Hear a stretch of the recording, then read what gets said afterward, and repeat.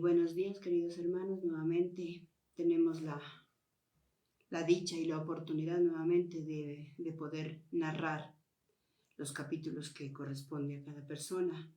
Hoy, por hoy día, ya último día de este mes, donde Dios ha querido que utilizarnos para dar el devocional. Y el devocional que corresponde para el día de hoy es Segunda de Pedro, capítulo 2. Y el tema a seguir es intereses ocultos.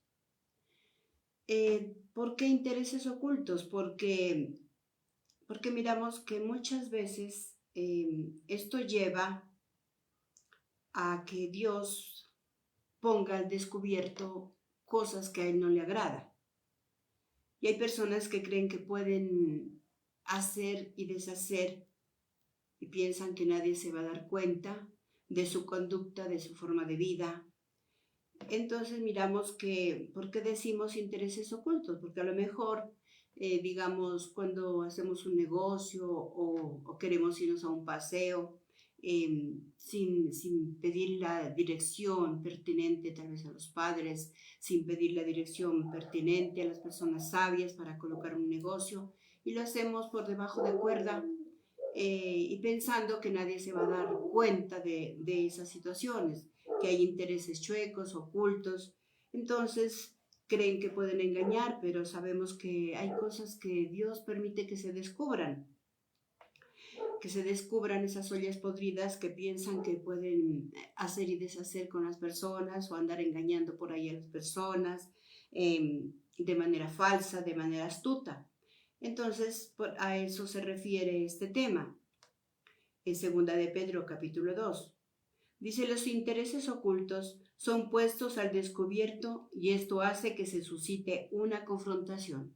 Imagínense cuando una persona piensa que puede adulterar ciertas cosas, cierta información, puede decir lo que quiere y no va a haber consecuencias. No, eso cuando se pone al descubierto, como decimos, nunca, ya no va a estar oculto, ya va a haber una confrontación y sabemos que a nadie nos gusta que nos confronte, a nadie nos gusta que nos encare acerca de nuestro comportamiento, puede ser acerca de lo que estamos haciendo mal.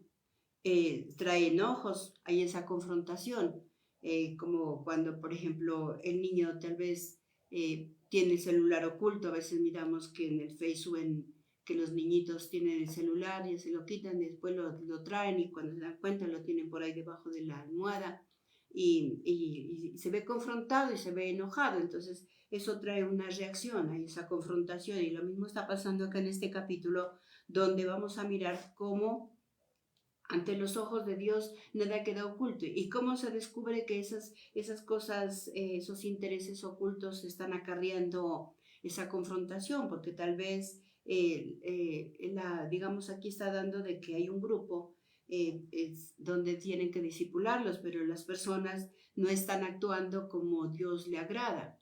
¿Por qué? Porque está formado por unos siervos engañosos, unos siervos falsos, que están llevando a la perdición al pueblo.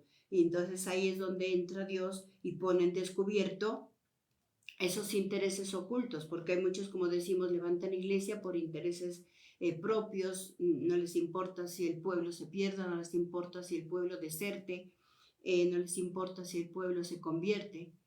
No, porque no son personas que realmente estén dispuestas a ser un referente o unas personas que sean ejemplo a seguir. Entonces, es porque hay intereses ocultos. Entonces, miremos también aquí, cuando Dios permite que llegue esa interventoría, como decimos, a nadie les gusta. Nadie les gusta que les confronte, nadie les gusta que son personas que esas personas quieren manejar sus vidas solos. No quieren que nadie, como decimos, no se meta en mi vida. Yo sé cómo hacer, yo sé cómo manejar este asunto. No hay esa convivencia, ni tampoco miramos que se relacionan con otras personas. Lo hacen a su acomodo, no les gusta que les llamen la atención, no les gusta que les digan, usted está mal en esa área, corrija eso, porque tampoco dejan que haya alguien haga una interventoría, intervenga y le diga, mire, corrige, está haciendo mal, Aquí parece que ya empezó la interventoría y pone al descubierto sus intereses ocultos. ¿Cuáles serán los intereses ocultos de estas personas? Vamos a unos puntos aquí. Vamos al versículo 3, donde nos dice: sus intereses engañan a los incautos, pero ellos también recibirán su condena, dice, por haber hecho un negocio con el esfuerzo de otros. Veamos lo que nos dice versículo 3. Lo que en realidad quieren los falsos maestros es quitarles su dinero y explotarlos con engaños, pero Dios les tiene preparada la condena desde hace tiempo y no podrán escapar de los que los destruirán. No podrán escapar del que los destruirá. Entonces mire como Dios también ya les está preparando su propia destrucción, ya les está preparando, como se dice, su propia factura, como decía alguien. Yo a veces escondo la factura, pero usted esconde esa factura, pero al otro mes le llega otra factura como a recarga, como le decía alguien que nombraba a alguien, decía, no, es que a la muerte se la puede engañar. Era una conversa de señores ya de edad, que ellos tienen creencias raras. Entonces él conversaba ahí, escuchábamos nosotros que decía, no, es que la muerte se la puede engañar. Se le dice que pase la página, que le decía yo, pero entre más usted le dice que todavía no es la hora, pues a la próxima le va a llegar, de pronto ya no va a ser usted nomás, va a arriar con otros. Entonces uno hay que ser legal, uno no puede esconder esa factura. Acá ellos también estaban con cosas ocultas y estaba, como dice ahí, por ejemplo, ya estaba exagerando. Ya habían hecho, como se dice, un negocio, como dice aquí, a muchos le seguirán en su conducta, dice, indecente, y por culpa de ellos habrán quienes hablen mal del camino de la verdad. Entonces miramos que los que en realidad quieren los falsos maestros es quitarles su dinero, dice, y explotarlos con engaños. Mire cómo ya exigiéndoles cosas que ya no pueden hacer, ya como dice aquí, haciendo un negocio con el esfuerzo de otros. Entonces mire cómo ponen a sufrir a las personas, esos falsos maestros, exigiéndoles cosas que de pronto ya no pueden, por alguna razón ya no pueden aportar o alguna cosa, y entonces Dios también les dice que también en cualquier momento los va a destruir, en cualquier momento también les va a pasar la factura. No sabemos cómo, pero igual Dios empieza ya a hacer esa interventoría, a decirles, bueno, despierten. Miren en qué están utilizando lo que entra o lo que sale de ahí, porque les están robando. Entonces, ¿por qué se dan cuenta? Porque hay personas que son jactanciosas también a costa del sufrimiento de otros. Entonces han hecho un negocio, como dice ahí. Vamos a una segunda característica también de los profetas falsos. ¿Y cómo los podemos reconocer? Miramos también, dice que atentan contra la salud mental. Miremos por qué lo dice, versículo 10. Dice que estos falsos profetas atentan contra la salud mental. Veamos por qué lo dice aquí en el versículo 10. El Señor castigará sobre todo a aquellos que se dejan llevar por sus sucios deseos y no respetan su autoridad. Ellos son los falsos maestros atrevidos y tercos que no tienen miedo de insultar ni siquiera a los poderes superiores. Entonces, mire cómo se los puede reconocer a estos falsos profetas. Pues dice que son personas atrevidas y tercas. Ya sabe que ya no pueden más y siguen con su terquedad. Ya saben que el pueblo ya no puede más y siguen exigiendo que avancen. Cuando eso parece que no es del agrado de Dios, sabemos que eso atenta contra la salud mental. Y miramos, y si vamos a Segunda de Reyes, capítulo 6, cuando Dios le habla a Gedeón, mire cómo Dios tiene tanta compasión. Porque no deja que Gedeón se lleve personas que tal vez estaban en ¿qué? Estaban en problemas. Jueces 6. Mire cómo Dios le dice a Gedeón que él lleva a muchas personas allí. Le dice Dios a Gedeón, que él lleva muchas personas, pero que son muchas las personas que está llevando. Que debe de dejar ir a las personas que se sientan débiles, a las personas que se sientan, dice, versículo 5 del 7 ha sido. Entonces Gedeón llevó a sus hombres a tomar agua. Allí el Señor le dijo, separa a tus hombres en dos grupos. Así arma un grupo con los que beban agua en sus manos, lamiéndola como perros, y arma el otro grupo con los que se arrodillan para beber. Solo 300 hombres bebieron agua con las manos. Todos entonces el Señor le dijeron para beber. Entonces el Señor le dijo a Gedeón, con los 300 hombres que bebieron con las manos es suficiente para salvarte. Haré que derrotes a los madianitas, todos los demás pueden irse a casa. Y todos los que estén débiles y cansados y con miedo deben regresar a sus casas. Aquí Dios no le está exigiendo, como dice acá, no lo pone a Gedeón a que sea un atrevido. No, pues te atreviste a traer tantas personas, pero no estoy a gusto. No todos me van a funcionar como yo quiero, le dice Dios. Hay unos que ya están ancianos, hay unos que ya están enfermos, hay unos que ya están agotados, hay unos que están con miedo, porque a Dios no le podemos ocultar nada. Pero hay personas tercas que quieren, no, se viene porque se viene y lo arrastran. Como cuando mi suegro ya estaba viejito, los hijos, no, que véngase para acá. Y él decía, es que ya mis piernas no me dan.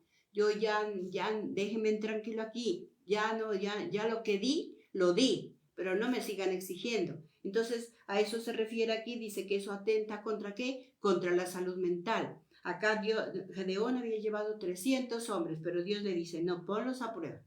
A los que sean capaces de tomar el agua de la siguiente manera, a esos apártalos. A los que no hagan eso, entonces, pues me he dado cuenta, le dice que ya son hombres que están cansados, que son hombres que están hasta con miedo, que ya son personas que ya no se les puede exigir porque eso atenta contra la salud mental.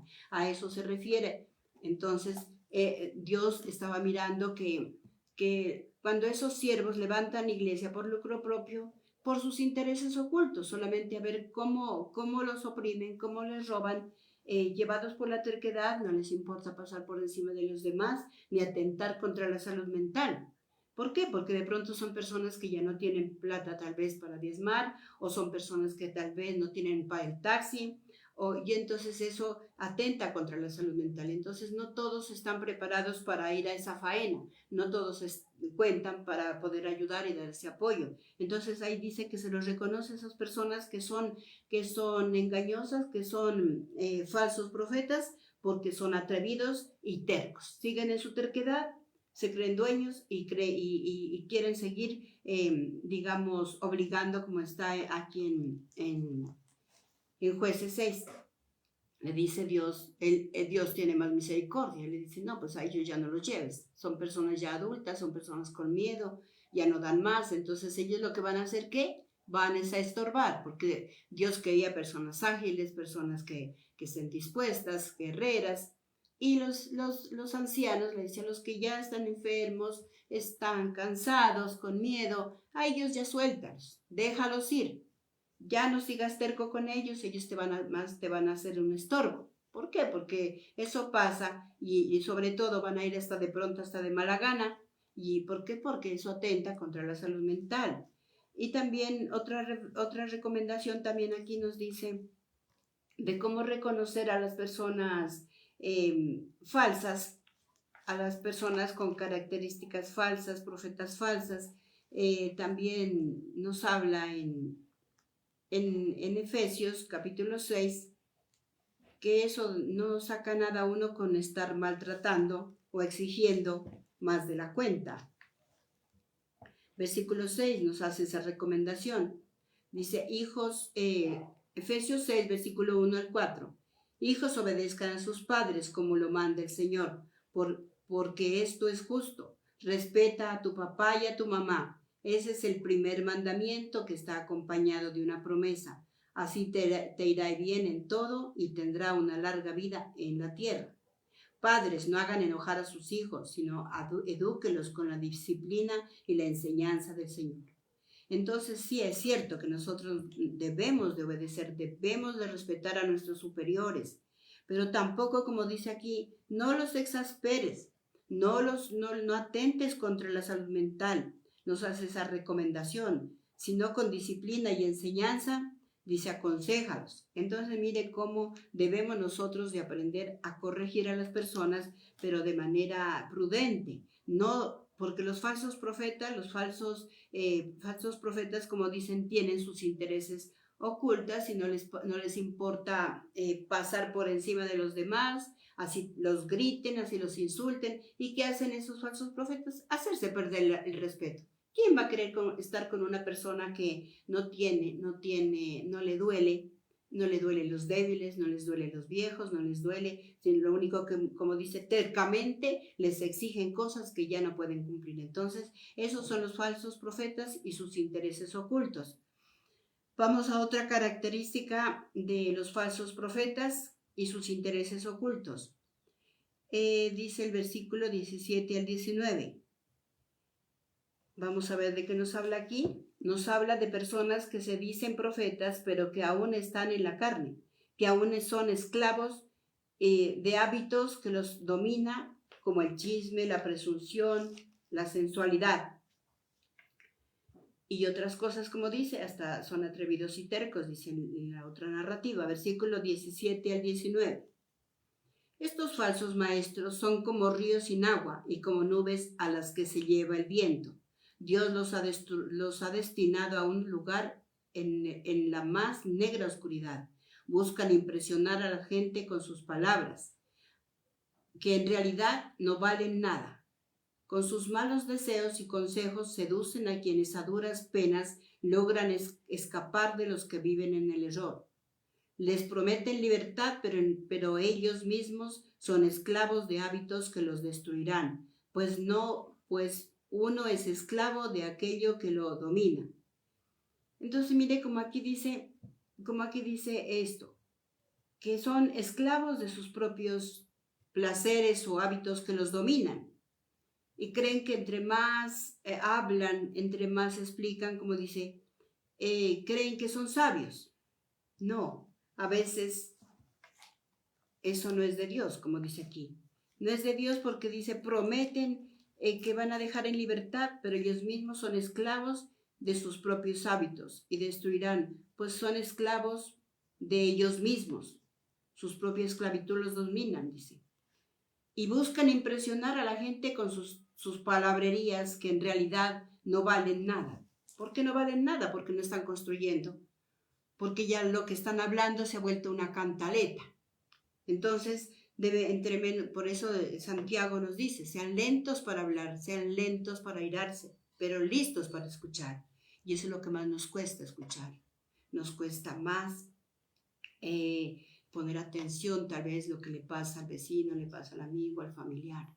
Ahí sí no estamos dispuestos a escuchar, ahí sí no nos gusta escuchar. Esas son las características de los falsos profetas. No quieren escuchar, como dice Santiago 1, versículo 19. Dice, no quieren escuchar, pero para hablar sí están. Habla y habla y habla y habla y habla. Y lo mismo, vuelve, como dice vuelve la mula al trigo, vuelve y hable y hable. Cuando realmente ya nadie está prestando atención. Hablan, ya se embulla. Y lo hacen ¿por qué? Porque tienen sus intereses ocultos. Porque saben que algo sacan provecho de eso, de las personas, cuando realmente ellos mismos están esclavos de sus propios chismes, se alegran del dolor ajeno, son presumidas, sensuales, no cambian de hábitos. Entonces, como decimos, en el culto somos unos y afuera somos otros, entonces están en un error. Puede todo el día estar predicando, pero si hay cambio, si deja algo, ¿qué enseñanza deja? O solamente te escuchan hablar y hablar, pero son palabras que amenazan, solamente amenazan. ¿Por qué? ¿Por qué amenazan? Porque saben que pueden, digamos, engañar a las personas que no conocen la palabra de Dios. Entonces, sabemos que la Biblia está formada por libros y sabemos que hay leyes. Dios le dio leyes a Moisés, pero dice que esas leyes no sirvieron para nada, no sirvieron para que cambie la gente. Es cierto que las leyes son buenas, el semáforo es bueno, el respeto es bueno, pero hay leyes que las están aplicando para desatar maldiciones. Es que si no diezma te va a ir mal, es que si no vienes al culto te va a ir mal, es que te vas a ver enfermo, así como dice el libro de esto. Cuando Jesús miraba, también él leía la palabra de Dios, él la practicaba. En Jeremías dice que él, miramos en Lucas 4, dice que él empezó a predicar allí donde él estaba, y él lo que dijo: el Espíritu de Dios está sobre mí. Si el Espíritu de Dios está sobre mí, lo que estoy hablando tiene que edificar, tiene que consolar, tiene que esa persona irse contenta y decir: alguien me escuchó, no me vine otra vez con el mismo problema, porque alguien estuvo ahí, escuchándome, preguntándome cómo estaba. Dice, a eso se refiere, dice, creen que porque entre más hablan y toda 1 hora, 2 horas, con eso los vamos a tener amedrentados y les vamos a leer este libro, este capítulo de este libro del Antiguo Testamento, donde dice que vendrán las plagas de Egipto, porque no obedeces, porque no diezmas, porque no has venido, te va a pasar esto y este y otro. Entonces nos convertimos en unos profetas falsos, dice. Falsos, dice. Son profetas falsos, ya eso le está llamando la atención en este capítulo, a los profetas falsos que utilizan la palabra aplicando la ley mosaica para dañarle su salud mental. Y de eso no se trata, porque a eso se refiere, dice que son profetas falsos.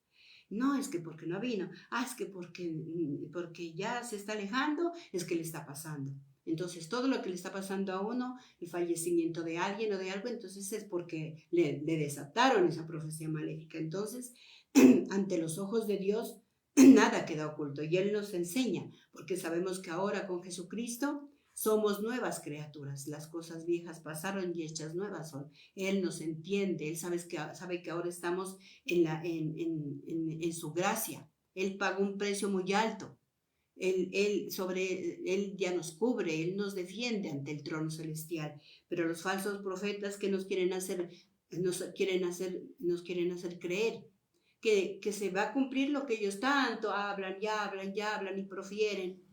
Y entonces la gente muchas veces prefiere irse, dice: no, cantaleta en la casa, y cantaleta acá no me está edificando en nada. Entonces uno tiene que hablar, como se dice, ponerse en los zapatos de los demás. Tal vez esa persona viene al culto porque tal vez quiere solamente que la escuchemos o preguntemos qué pasa. No seamos como esos profetas, como dice aquí, falsos. A eso se refiere, y esas son las características que nos enseñan en este tema.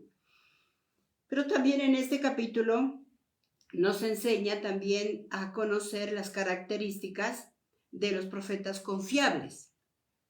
En este capítulo también encontramos cómo reconocer a los profetas o siervos convertidos, porque también hay profetas convertidos aquí. Hay profetas que en verdad le sirvieron a Dios. Y uno de ellos nos dice que es un profeta confiable. Miremos un primer punto que nos dice: un profeta confiable le causa angustia al mirar cuánta perversidad.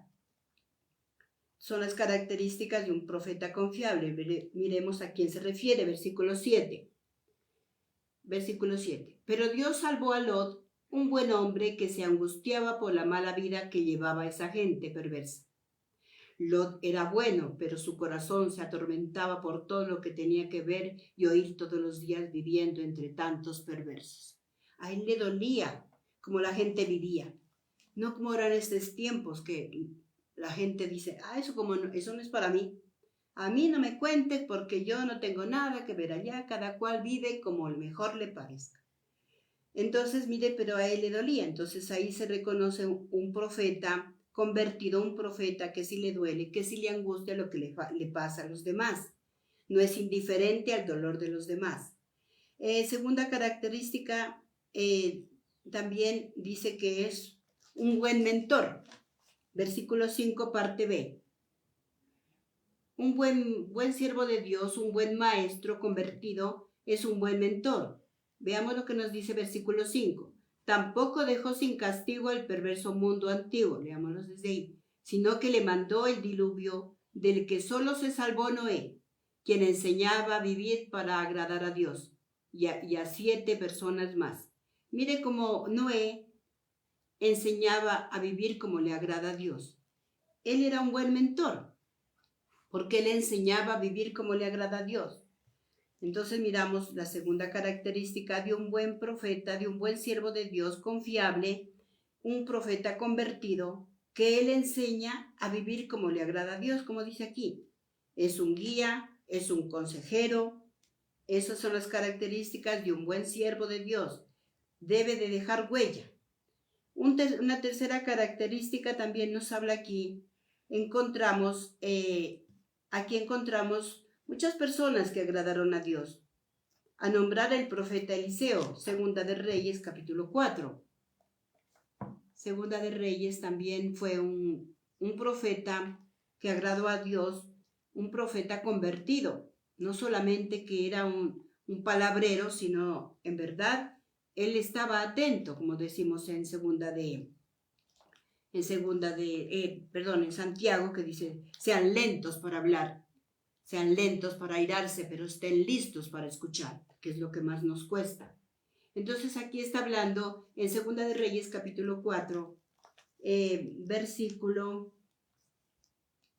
está hablando de Eliseo, que él escucha, dice, del 1, veamos. La esposa de uno del grupo del profeta se acercó a Eliseo gritando, mi esposo fue uno de tus siervos y ahora está muerto. Tú sabes cómo oraba al Señor, cómo le servía, pero le debía dinero a un hombre prestamista. Ahora quiere quitarme a mis 2 hijos para que sean sus esclavos. Eliseo le contestó, ¿cómo te puedo ayudar? Dime qué hay en tu casa. La mujer le dijo, no tengo nada, solo un frasco de aceite de oliva. Mire, dice que la esposa de uno de los siervos de los profetas fue a buscar a Eliseo, a pedirle ayuda, que la asesore cómo salir de ese problema. ¿Cómo miramos, cómo se conoce a los profetas convertidos? Son personas que están dispuestos a escuchar y a dar un consejo, a hacer luz, a hacer sal. No, ¿por qué le había podido reprocharle? ¿Para qué se hace esa deuda? ¿Para qué se mete en esa deuda? Hubiéramos dicho nosotros que somos inconversos, porque nosotros todavía somos siervos inconversos, somos incapaces de escuchar a alguien que tiene un problema, que la vemos cabizbajo, que la vemos que ya no participa, que la vemos que se está enfriando, algo le está pasando. Entonces Eliseo le da una solución, le dice, no, pues ¿qué tienes en la casa? Para que vayas a trabajar, ponte una empresa. Muchos tal vez tendrán una casita sin poderla arrendar, tal vez necesitarán arrendar ese apartamento. Por eso le dice, porque la escucha, le da esa confianza de escuchar, le dice, entonces, ¿qué tienes? ¿Qué tenemos nosotros para poner en práctica, para poder hacer, para poder generar recursos y ayudar a la obra? ¿Qué podemos hacer? Pero otros cogen y se voltean y conmigo no es, aquí cumplen con el diezmo y punto, con la ofrenda y punto, no. Acá le está dando el profeta el motivo de llevar esa solución. Le dice, ve y ciérrate con tus hijos y pide prestado y ponte a vender eso, le genera confianza. También miramos otro apoyo muy grande también, como también aprendemos otro ejemplo en Daniel capítulo 10. Miramos en Daniel capítulo 10, versículo 7. Cómo darle el apoyo a las personas que se sienten sin fuerzas, que se sientan desfallecer.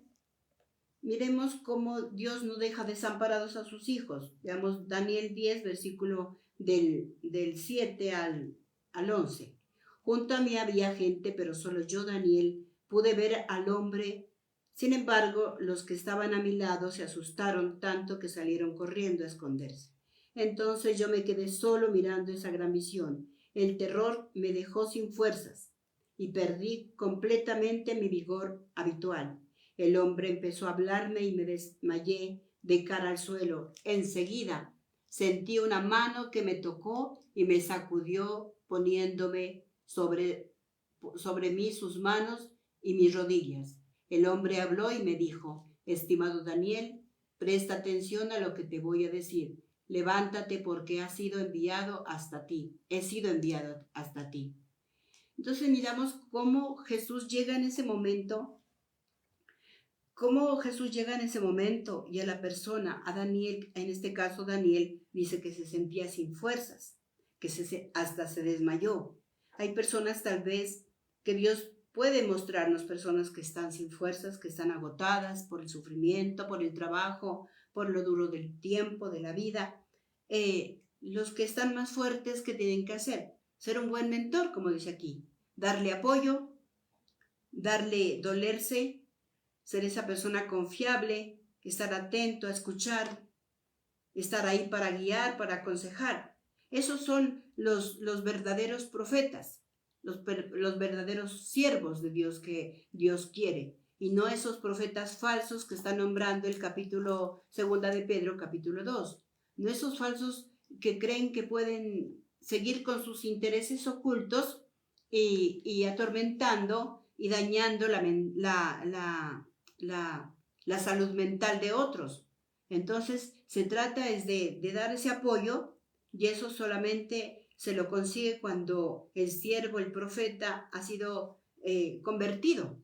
Solamente un profeta convertido va a tener angustia, va a tener el deseo de aconsejar, va a ser un buen mentor, pero también Dios también nos está mostrando las características de las personas que solamente levantan los cultos por sus propios intereses, por sus propias mañas, y siguen exprimiendo. Entonces Dios ahí les está encarando, y en muchos pasajes bíblicos, y vamos a Ezequiel, también nos habla de las profetas, dice que atan, tienen ataduras.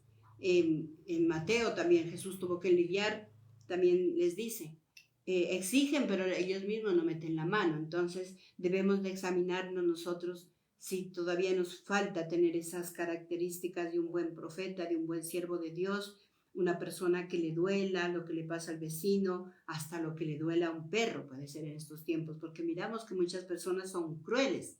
Hay personas que no les importa, dejan el perrito por ahí y eso lastima, y como son seres sintientes. Le contaba yo a alguien, sentía un dolor y era de ver un perrito que ya esas personas se fueron 2 días, 3 días, y no les importaba ver el perrito, si les darán de comer los vecinos, no les darán, el perrito aullaba, y me hacía sentir un dolor, una tristeza, Dios mío bendito. Pues le decía, a mí no me gustaban los perros, pero ahora me doy cuenta que mi corazón ya no es el mismo.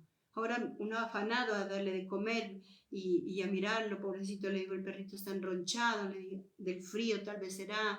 Entonces mire cómo Dios nos va cambiando ese corazón, cómo Dios quiere que nosotros aportemos para ser parte de la solución y no ser parte del problema. Que no digan, por mi culpa, por haber puesto medio de terco, de exigente, las personas desertaron. Porque tal vez muchos, como dice la iglesia, el templo es un hospital donde las personas van enfermas, van esperando tal vez que lo atienda el psicólogo, porque tal vez no puede dormir por alguna situación, van heridos porque tal vez los maltrataron de manera física, van tal vez heridos espiritualmente porque tal vez se vieron insultados, y eso ha hecho que se alborote la gastritis, las deudas. Bueno, entonces la iglesia, el templo es el hospital donde van las personas a esperar, como se dice, personas que las orienten, personas que las guíen, no como esos siervos que nombra aquí, personas palabreras, pero que a la hora de la verdad solamente trabajan por sus intereses ocultos. Con eso terminamos, y como conclusión debemos pedirle a Dios sabiduría para reconocer quiénes están guiando o nos tienen estancados. Los tienen estancados en sus caprichos, en terquedad, provocando así que muchos prefieran regresar al chiquero y al vómito, como narra la misma segunda de Pedro, capítulo 2, versículo 22, donde dice que muchos prefirieron regresar al chiquero, muchos prefirieron volverse al vómito porque no hay nada de cambio. Entonces debemos de pedirle a Dios que ya que nos ha permitido culturizarnos, nos ha permitido estudiar y aprender de los mentores sabios. También nosotros un día seamos esas personas que alienten, que estén ahí para los que desfallecen, como Jesús está ahí pronto, como dice, estuvo pronto ahí porque es Jesús el que llega allí y lo levanta a Daniel, lo levanta porque lo ve desmayarse, lo levanta porque son cosas que se tienen que solucionar de manera espiritual.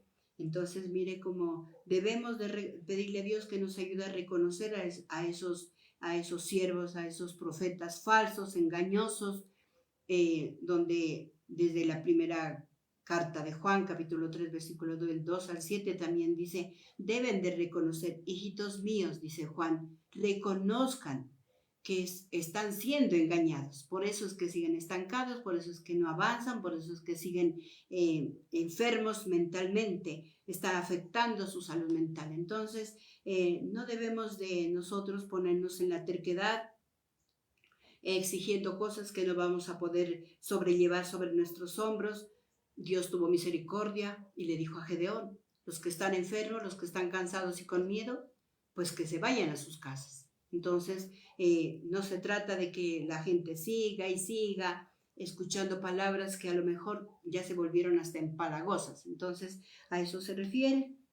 Y con eso terminamos orando. Bendito Padre, sabemos que esta palabra es dura, que esta palabra confronta a muchos que tal vez no les gusta que les hagan interventoría, no les gusta que les llamen la atención, pero sabemos que ante tu presencia nada queda oculto y por algún motivo has querido hacernos conocer a los falsos maestros, a los falsos profetas, que debemos de darnos cuenta que si son engañosos, que aún todavía son personas que todavía siguen en sus malos hábitos, en sus malas costumbres, incapaces de perdonar, incapaces de pedir disculpas cuando falla un hermano, cuando falla alguien en su entorno. Entonces, con eso Dios ha querido enseñarnos y debemos de pedirle a Dios, como decimos, sabiduría. Amado Dios Todopoderoso, en este momento tú eres el Dios, el Creador. Desde el principio, Señor, tú miraste que el bendito Dios, el mundo estaba en caos. Dice que tú llegaste, bendito Dios, y dijiste que el mundo estaba en caos, que había necesidad de poner orden, de separar la oscuridad de la luz, de crear cosas bonitas, de que tú, bendito Dios, tienes el poder de separar las aguas, de poner orden, de quitar también lo que no nos edifica, lo que tal vez no nos lleva al conocimiento de tu verdad. Por eso, Señor, en tu altar colocamos nuestras vidas, Señor, y te pedimos sabiduría para con nosotros mismos como conocedores de tu palabra, para las personas que tal vez permitas que tengamos la oportunidad de enseñarles, de guiarlas, que vean en nosotros esa guía, que vean en nosotros esas personas que están ahí para levantarles el ánimo, Señor, para sacarles una sonrisa, Señor, para ser parte de la solución y no del caos, bendito Dios, como estaban estos maestros que habían llevado al pueblo al caos, a la desesperación, exigiéndoles cosas que tal vez ya no podían dar, Señor bendito, porque eso solamente exaspera y enferma, bendito Dios, las áreas mentales, porque todos no podemos ser fuertes, todos no podemos ser fuertes, bendito Dios, Padre Santo, como ni Daniel, bendito Dios, pudo soportar tu palabra, Señor, tu enseñanza, Señor, tu visión, terminó desfalleciendo también, bendito Dios. Tal vez muchos, tal vez se sienten desfallecer, bendito Dios, y necesitamos tu mano poderosa, orientadora, Señor, porque algo está pasando, bendito Dios, en nuestras vidas y hoy la colocamos en tu altar, Señor, y te damos gracias por esta oportunidad que tú nos permites, Padre Santo, de levantar la voz, analizar tu palabra, porque la primero que nosotros aprendemos somos nosotros, para pedirte a ti, Señor, sabiduría, bendito Dios, mucho conocimiento, bendito Dios, también para poder ser parte, bendito Dios, de ser esas personas que orientan, guían, esos mentores que tú quieres que seamos, no esas personas indiferentes. Bendito Dios, Eliseo no fue indiferente ante la situación que estaba viviendo esta mujer, sino que supo escucharla, supo atenderla, supo darle un consejo de que muchas veces estamos de la desesperación, nos enceguecemos y no vemos que tenemos cosas para poder poner en práctica, Señor, poner en negocio, Señor. Gracias, poderoso Rey, en el nombre de Cristo Jesús. Amén y amén.